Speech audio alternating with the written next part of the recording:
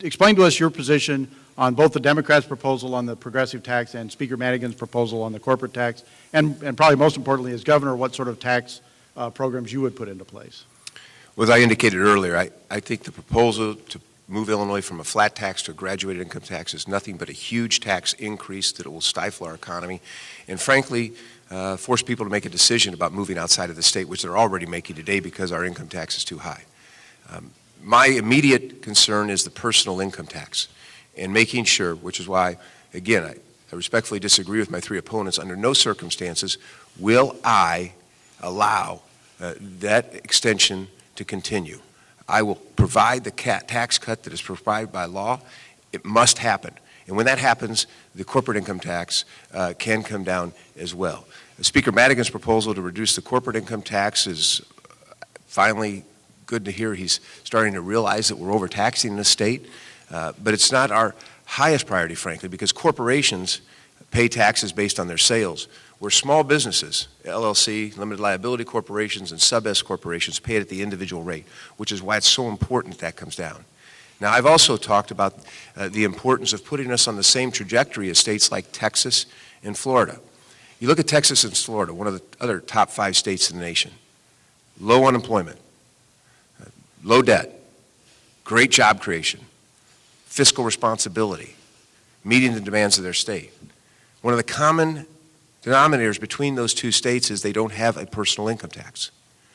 They raise revenues through other ways. Unfortunately, our personal income tax has become a lost loser. It loses us money and it loses us people. And we've got to realize that, particularly when you talk to the youth who've graduated from college and we're looking about where they're going to develop a career and raise their family. They're not willing to live in Illinois having one of the highest tax rates in the state. So we're calling for taking resources above spending amounts and using them to pay down the income tax. It'll take a while, but that's got to be our goal if we're going to put ourselves in the right trajectory. Thank you. I always get a chuckle when Bill Brady talks about tax policy, because one of the many reasons he did not win the governor's race last time is he didn't pay any income taxes, and that was an issue in the race. I will tell you that anytime you hear a progressive income tax, just write that down as a massive tax increase. In the states that have progressive income taxes, if you make $55,000 a year or thereabouts, in 85% of the cases you pay more than you would once our income tax in Illinois goes back to the low, flat 3%. One of the things Illinois has always had going for it, I thought, was that we had a low, flat income tax. On Speaker Madigan's proposal, you know, anytime the Speaker, and I'm glad after 40-some years he's finally recognized that maybe we ought to reduce the cost of doing business, and I pat him on the back saying, good, let's begin a talk about reducing the cost of doing business in the state of Illinois. But we need to talk about tax fairness as well with respect to businesses. When one company pays 1/6 of the corporate income taxes in Illinois, our corporate income tax system is not fair. So we need to discuss fairness in our tax policy in Illinois as well. And then, as much as I love ADM and Tate & Lyle and Caterpillar Tractor, we got to talk about relief for small business people. It's 85% of the jobs as well as the family farm. And we need tax relief for regular small business people. I will tell you that in my private life, and I am a citizen legislator, you know, Bruce Rauner, all three of us, Bill Brady's a home builder, Dan Rutherford worked for a great corporation for many years. All three of us up here are civic or were civic legislators in the case of Dan Rutherford. For 27 years in my private life, I counsel and work with manufacturers, and I know what it's like to have my clients have to have different arrangements in Texas and the other states. So we need tax fairness as well as tax relief to keep us the competitive advantage state that we ought to be. I do not support the progressive tax. It is just a process to bring in more money. I commend Speaker Madigan for desiring to cut the corporate tax. Look forward to seeing how he's going to work through this and work with him on that. Now, what I want to leave this conversation with you on, though, is how I think. I want every one of these marquee companies to stay in Illinois. CME, Sears, all of these that came to the General Assembly for special tax situations. I want them all to stay here. But my contention is, when you do special legislation like that, you have a winner and you have a loser. If our program, our EDGE tax credit, is to be moved away from income tax towards payroll tax, like certain companies wanted to have happen, then let's make that policy decision that's applicable to other companies, not just those that have got the lobbyist and the clout in Springfield. The other thing is, when I sat in House Revenue Committee or Senate Revenue Committee with my colleagues, you'd have a governor that come in and say, we're going to close these tax loopholes. Now, loophole was meant to be a negative word.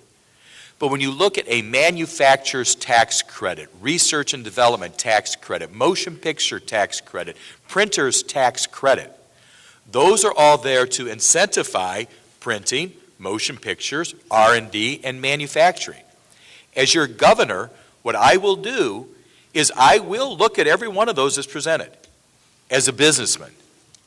If we are doing better in Illinois by giving the printing tax credit, not just to the big R.R. Donnelly, but to Abe Sundag up in Lakin, Illinois in Marshall County, who kept his little printing shop going there because he was able to get that tax credit. If we can do that, I'm signing them into law. If we don't, and it's a lost leader, I'm vetoing them. That's how I think about tax policy. Well, as far as Bill Brady paying taxes, I've made a lot of good business decisions, had a lot of good years, and I paid a lot of taxes over a lot of years. But there's no question that my businesses were hit hard during the recession, mostly real estate oriented. And in order to keep people employed, we made some tough decisions. And those decisions didn't necessarily lead to profitability in that year, but they led to profitability in out years. And I think we need a governor who understands that, what people are going through. I would also say, as far as where I agree with Senator or Treasurer Rutherford, is that he's right. The proposal has to be a win-win when we talk about that. But the ADM proposal, for instance, the CME proposal, the Sears proposal, were win-wins if you look at them economically. And he's also right that we ought to offer the same programs for all businesses. And as governor, I'll make sure that happens. But the ADM proposal that was put in front of us was a win-win. We were able to keep 100 executive jobs in Illinois and grow and replace jobs here in Decatur and Macon County, which is why we need a governor outside of the Cook and Collier counties to represent all of Illinois. There has to be an understanding that this state is great because there's 102 counties in this state, not just 1 or 7. And we have to have a governor who understands those interests. Pat Quinn has not been that governor. My bottom line priority, and I look forward to the day when Illinois doesn't have to offer incentives to anybody to be here. We are the capital of the Midwest, and we should be #1 in economic development. But I was the sponsor of the law that brought the Boeing Corporation's headquarters to Illinois from Seattle, Washington. And I was in Rockford last week, and I met with 5 or 6 small family-owned manufacturers who all said, we're manufacturing parts for Boeing because it's in Illinois, and we never would have had that opportunity had it stayed in Washington State. And just so that you feel good about Illinois, and you ought to, this is a great state, folks, and we all love it, or you wouldn't be in this auditorium like Bill and myself and Dan today. Navistar, great Illinois company, and my bottom line is Illinois companies first.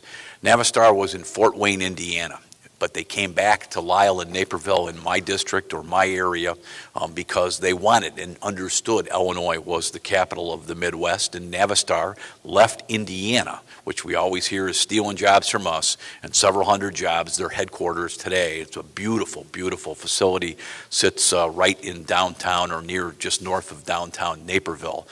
So I understand and have worked firsthand in 2 major successes of Fortune 500 companies getting them back here in Illinois, and every day I want to make this state the capital of the Midwest. Well, thank you for coming out in the afternoon and hearing us. I'll say what I said at the beginning. I'm sorry that we don't have the 4th candidate here. You're looking to vote for the person to lead the state of Illinois.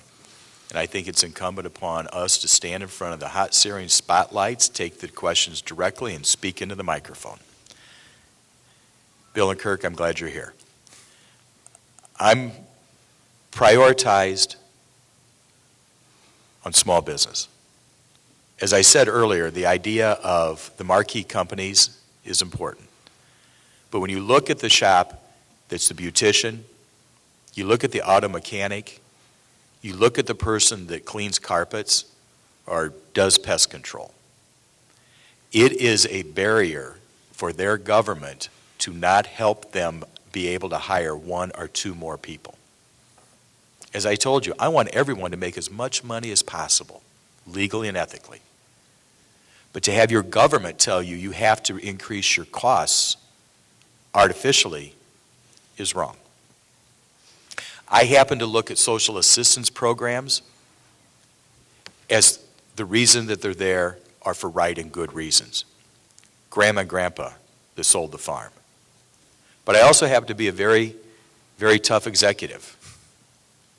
I'm not going to allow for fault or fraud. I come from 25 years in the private sector. I understand the mosaic, the diversity that we have here in Illinois, and we have right here in Decatur. The people pray to a different God.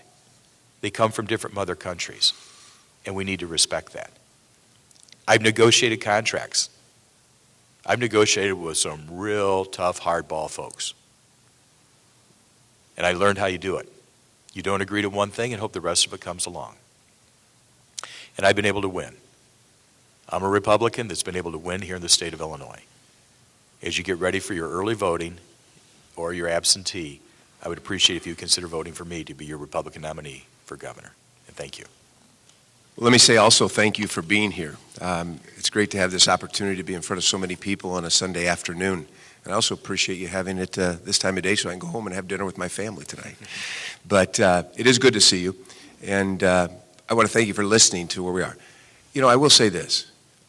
There are some pretty clear differences between Senator Dillard and Treasurer Rutherford and I. But I do appreciate the fact that they're here. The other candidate who's not here, frankly, I don't know what he stands for. He's trying to buy this election with a lot of money and his Chicago political friends. And frankly, I don't think we can let that happen.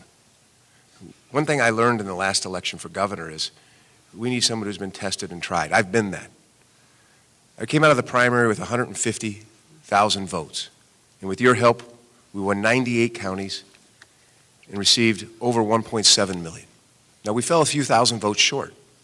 But it was my first time in an election, in a general election, running against a pretty populous guy. As I travel around the state today, there's a lot of people who say, Bill, finish the job you started. We've got a lot of remorse about who's in that office, and you're the only guy who can define those differences. And there are clear differences between Pat Quinn and myself. I come from downstate Illinois. Pat Quinn comes from the Cook and Collier County areas. We need someone who can represent all of Illinois. We need someone who has the vision and the values that we share in this state. We need a reliable Republican to be our standard bearer. When I led our ticket, we not only won 98 counties, but we picked up 6 seats in the House, 2 seats in the Senate, and 3 in Congress. We can't shy away from those values. We have to have candidates who are strong with the base in the core of our party and can win. And with all due respect to Senator Dillard, when you ask people what they think about someone who ran an ad for Barack Obama saying he will serve our country well, you fall short amongst Republicans. And with all due respect to Bruce Rauner, when you're as closely tied to Rahm Emanuel and you made him millions of dollars and you helped donate to Democrats, you fall short with Republicans. And if you don't have the Republican base with you, you can't win. We've seen that in last elections for governor. We've got to have a candidate who can win. I'm a reliable Republican. You can check my record. And I am the one candidate who has the experience, who's been tested and tried, who can win this race. Just like Jeb Bush, who had to lose in Florida the first time before he won the second, and Bobby Jindal in Louisiana and others. That investment that they made in them and you made in me put me in the best position to put this over the top. I'm a businessman, a family man, and a public servant who cares deeply about Illinois. And if you vote for me, I promise you, we'll go on and win the general election. And I'll make you proud to be a citizen of Illinois in what we're doing.